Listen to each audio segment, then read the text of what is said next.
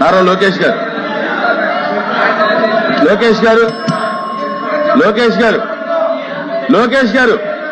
Question first question మీదే. అధ్యక్ష, మొదటి ప్రశ్నకి సమాధానం లేదండి. రెండో ప్రశ్నకి సమాధానం అవునండి. ప్రభుత్వ పాఠశాలలో అడ్మిషన్ శాతం 2022-23 7.6% తగ్గింది. 2023-24 కూర్చోండి. 2024-25 3% తగ్గింది. ఇది గత తగ్గింది. ప్రజాప్రభుత్వ అధికారంలోకి వచ్చిన తర్వాత అవకతవకలు ఫేక్ డేటా తీసేసిన తర్వాత 2025-26లో 1.69% తగ్గింది అధ్యక్ష. కానీ ఇప్పుడు ప్రత్యేకంగా 2026-27లో 0.94% అడ్మిషన్స్ పెరుగుతాం జరిగింది అధ్యక్ష.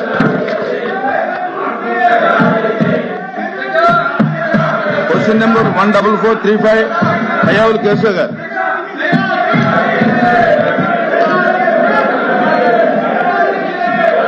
చైర్మన్ సార్, మొదటి ప్రశ్నకు సమాధానం రాష్ట్రంలో 8,115 మంది వ్యాపారుల నుండి 913.45 కోట్ల రూపాయల బకాయి ఉంది అధ్యక్ష. రెండవ ప్రశ్నకు బి ప్రశ్నకు సమాధానం అవునండి. నకిలీ లేదా అవాస్తవ రిజిస్ట్రేషన్లు ఉపయోగిస్తున్న వ్యక్తులను గుర్తించడమైంది. ఏపీ జీఎస్టీ నిబంధనలు నియమావళి ప్రకారం అవాస్తవ రిజిస్ట్రేషన్లను నిలిపివేయడమైనది మరియు వాటి రద్దు కోసం తగినటువంటి చర్యలు తీసుకోవడమైనటువంటిది. పన్ను ఎగవేత గుర్తించిన ప్రతి చోట చట్ట ప్రకారం రికవరీ మరియు జరిమానా చర్యలు కూడా ప్రారంభించడమైనది. సి ప్రశ్నకు సమాధానం బకాయి ఉన్న పన్నులు వసూలు చేయడానికి ప్రభుత్వం ప్రత్యేక దృష్టితో కూడినటువంటి చర్యలు చేపట్టింది. అందులో విలువైనటువంటి బకాయిలకు ప్రాధాన్యత ఇవ్వడం, బ్యాంకు ఖాతాలు జప్తు చేయడం, థర్డ్ పార్టీ రిసీవబుల్స్ అంతర్విభాగాల డేటా ద్వారా వాళ్ళ స్థిర చర ఆస్తుల్ని గుర్తించడం జరుగుతోంది. అన్ని శాఖలతోటి సమన్వయం చేసుకుంటూ ఈ అవసరమైన చోట ఆస్తులు జప్తు చేసి విక్రయం చేసేటువంటి అధికారం కూడా ఉంది అన్నటువంటి తెలియజేసుకుంటూ దీని ఫలితంగా 25-26 సంవత్సరంలో 357 కోట్లు, 26-27 సంవత్సరంలో 90 కోట్లు వసూలు చేయడమైనది.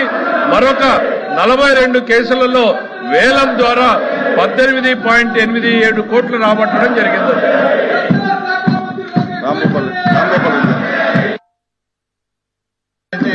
అనేక మంది అక్రమ వ్యాపారులు నకిలీ రిజిస్ట్రేషన్లు చేస్తూ రాష్ట్రంలో వేల కోట్ల రూపాయలు ఎగ్గొట్టడం జరుగుతుంది అధ్యక్ష.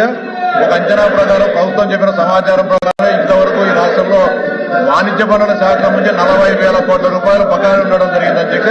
అంటే అనేక మంది వ్యాపారులు నకిలీ రిజిస్ట్రేషన్లు చేస్తూ దాని ద్వారా బిల్ ట్రేడింగ్ చేస్తూ 100 కోట్ల రూపాయలు చేయడం జరుగుతుంది అధ్యక్ష.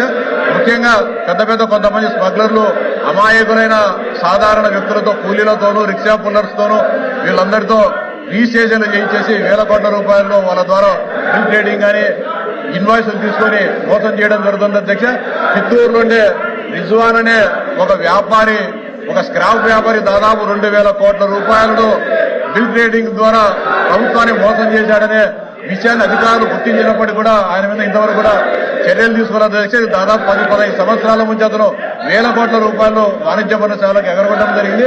ముఖ్యంగా ఒక చిన్న ఉదాహరణ చెప్తా అధ్యక్ష.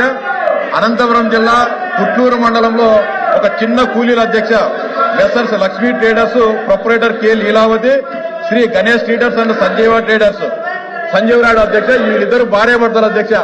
వీళ్ళిద్దరూ ఒక తోటలో జనసరి కూలీల అధ్యక్ష. వీళ్లతో ఈ జీఎస్టీ రిజిస్ట్రేషన్లు చేసి 30 కోట్ల రూపాయలను వాణిజ్య పన్నుల శాఖ ఎగరగొట్టారంటే ఎంత దుర్మార్గకరంగా ఈ వ్యవహారము, ఎంత గూడుంటానే జరుగుతుంది అధ్యక్ష. వీళ్ళిద్దరి వెనక ప్రొద్దుటూరు సంబంధించిన రఘునాథ్ రెడ్డి అనే వ్యక్తి 100 కోట్ల రూపాయలు వాణిజ్య పన్నులకు సంబంధించిన మొత్తం బకాయిలు చెల్లించుకోకుండా మొత్తం అతని ఆస్తులు కూడా ట్రాన్స్ఫర్ చేసి ఈ ఇద్దరి వెనక ఉన్న అతను వెళ్ళినప్పుడు కూడా ఎలాంటి కూడా చర్యలు తీసుకోవాలి అధ్యక్ష. మీ ద్వారా విజ్ఞప్తి చేసింది ఒకటే, మనము ఈ రాష్ట్రంలో అభివృద్ధి చేసేదానికి ఆర్థిక సంస్థల దగ్గరికి అప్పులు పోతున్నాం అధ్యక్ష.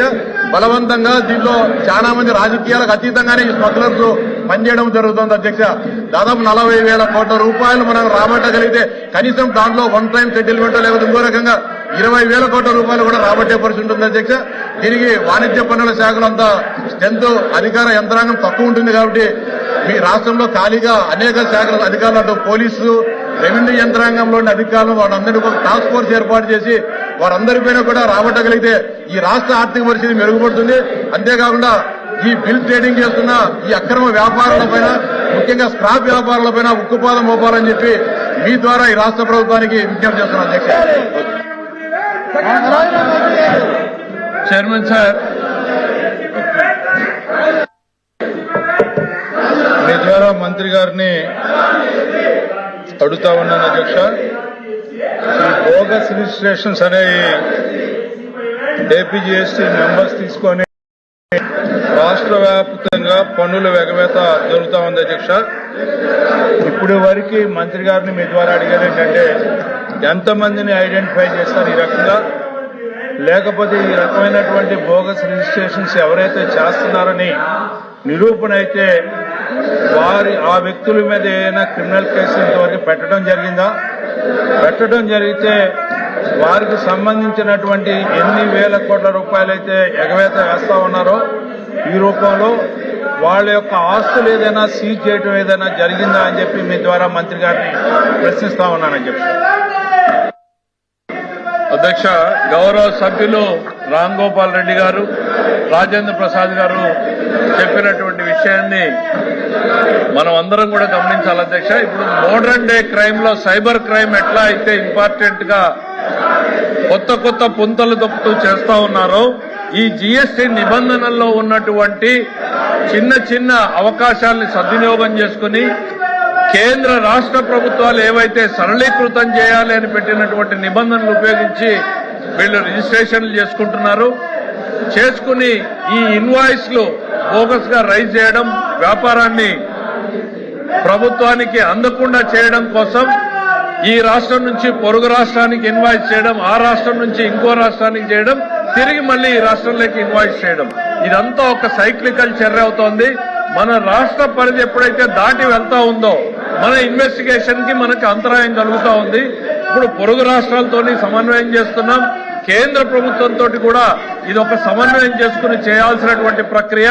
ఖచ్చితంగా ఎవరైతే ఈ బోగస్ ఇన్వాయిస్లు చేస్తా ఉన్నారో వాటి మీద టెక్నాలజీని ఉపయోగించి నిరంతర నిఘా పెట్టి ఎప్పటికప్పుడు వాళ్ళని గుర్తించి ఏరివేయడం జరుగుతోంది.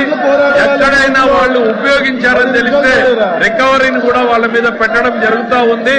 సభ్యుల దగ్గర సమాచారం ఏదైనా ఉంటే దాన్ని కూడా షేర్ చేయొచ్చు.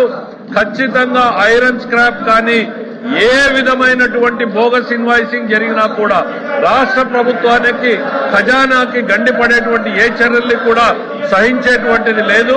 ఖచ్చితంగా తీవ్రమైనటువంటి చట్ట ప్రకారమైన చర్యలు తీసుకుంటామనేటువంటిది సభకు హామీ ఇస్తున్నాం. అట్లనే సభ్యుడు రాజేంద్ర ప్రసాద్ గారు అడిగింది వారికి సమాధానం ప్రింటెడ్ ఆన్సర్ లో ఉంది.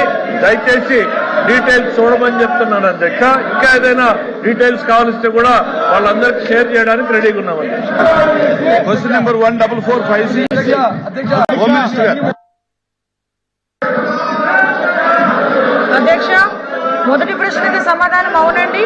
2024 ఖరీఫ్ కాలంలో 54 మండలాలను, 2024-25 రబీ కాలంలో 51 మండలాలను, 2025 ఖరీఫ్ కాలంలో 37 మండలాలను, 2026 రబీ కాలంలో 5 మండలాలను కరువు ప్రభావిత మండలాలుగా ప్రకటించడమైనది. బి ప్రశ్నకి సమాధానం అధ్యక్ష, 25-26 రబీ కరువు సహాయ నిమిత్తం 6,16,00,000 రూపాయలు మొత్తం నిధులు విడుదల చేయడమైనది. ప్రస్తుతం పంపిణీ ప్రక్రియ కొనసాగుతుంది మరియు త్వరలో ప్రభావితమైన రైతులకు సదరు మొత్తం పంపిణీ చేయడమవుతుంది అధ్యక్ష. మూడో ప్రశ్న ఉత్పన్నం కాదు అధ్యక్ష.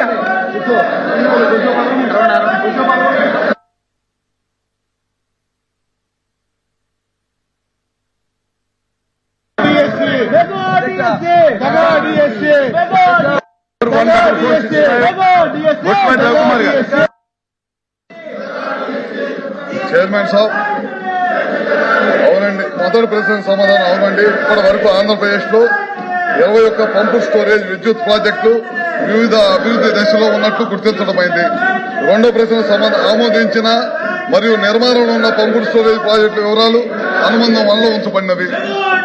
మూడో ప్రశ్న సమాధానం పంపుడు స్టోరేజ్ ప్రాజెక్టులు సోలార్ మరియు విండ్ శక్తిని ఉపయోగించి పీక్ డిమాండ్ ని విద్యుత్తుని సరఫరా చేయడం ద్వారా పునరుత్పాదక శక్తి అనుబంధాన్ని గణనీయంగా మెరుగుపరుస్తాయి. తద్వారా స్వచ్ఛమైన మరియు బలోపేతమైన విద్యుత్ వ్యవస్థగా మార్చడానికి ఇది తోడ్పడతాయి.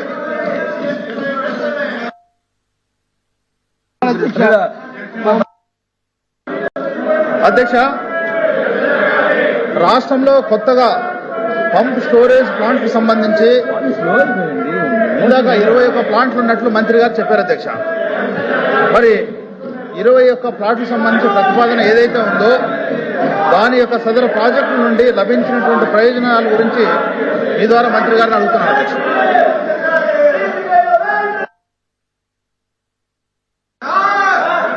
స్పీకర్ సార్, ఎమ్మెల్సీ గారు ఈ ప్రాజెక్టుల యొక్క ప్రయోజనాలు గురించి అడగటం జరిగింది సార్. పిఎస్పీలు సోలార్ పవర్ ద్వారా పగటిపూట వాటర్ ని రిజర్వాయర్ లో పంప్ చేసుకుని పీక్ అవర్స్ లో విద్యుత్తును ఉత్పత్తి చేయడానికి ఉపయోగపడతాయి సార్. ఇవి పిఎస్పీ ద్వారా గ్రిడ్ ని బ్యాలెన్స్ చేయడమే కాకుండా ఫాసిల్ ఫ్యూయల్స్ లైక్ కోల్ గానీ ఆయిల్ గానీ గ్యాస్ గానీ యూసేజ్ ని తగ్గించడానికి మరియు క్లైమేట్ చేంజ్ ఛాలెంజెస్ ని కంట్రోల్ చేయడం కోసం ఇవి బాగా ఉపయోగపడతాయి సార్.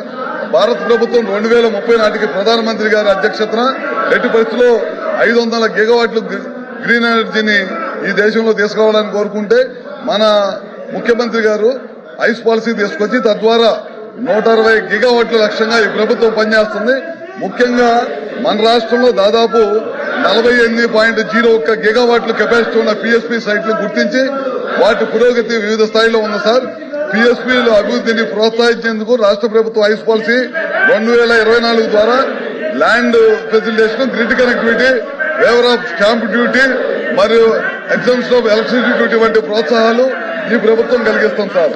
అవే కాకుండా దేశంలో first reverse pumped project Nagarjuna Sagar లో ఉంటే దాన్ని అనుసరించి ముఖ్యమంత్రి గారు పిన్నాపురంలో దేశంలోనే ఫస్ట్ పిఎస్పీ ఆంధ్రప్రదేశ్ లో ఉండటం గర్వకారణం సార్.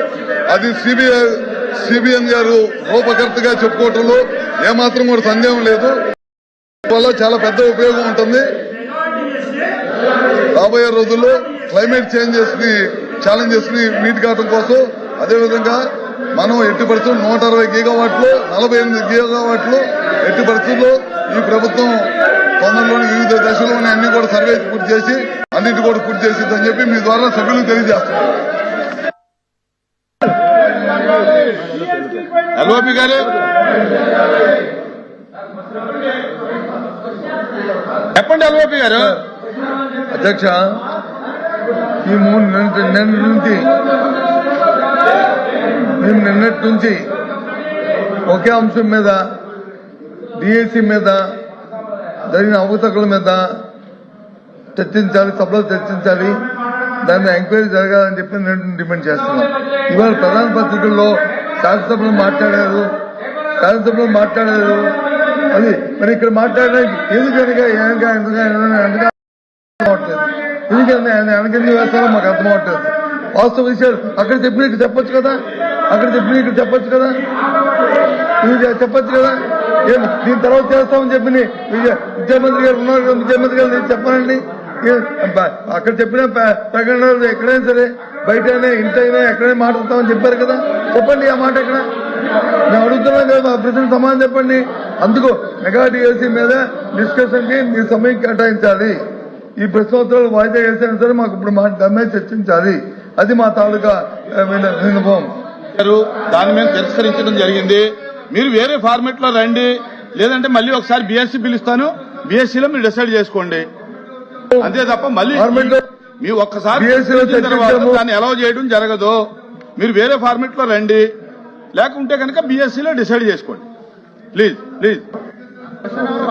సార్